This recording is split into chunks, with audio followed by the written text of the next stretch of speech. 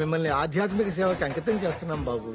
ఓహో, అటు పిదప రేపు ప్రాతకాలాన కాలినడకన హిమాలయాల్లో ఉన్న మానసరోవరానికి బయలుదేరతాం. సిద్ధం కండి బాబు.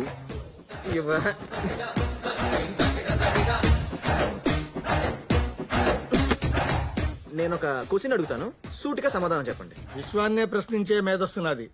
ఏమిటా ప్రశ్న? దేవుడు మనకి కళ్ళెందుకు ఇచ్చాడు? చూడటానికి. రైట్. మరి నోరో? మాట్లాడడానికి. ఎగ్జాక్ట్లీ. అంటే ప్రతి అవయవాన్ని దేవుడు ఏదో ఒక ఉపయోగానికి ఇస్తాడే తప్ప ఏ ఉపయోగం లేకుండా ఏది ఇవ్వడు కదా. Got it?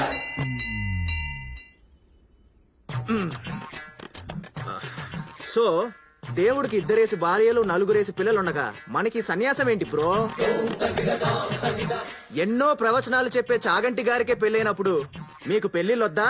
మీరు బ్రహ్మచారిగా మిగిలిపోతారా?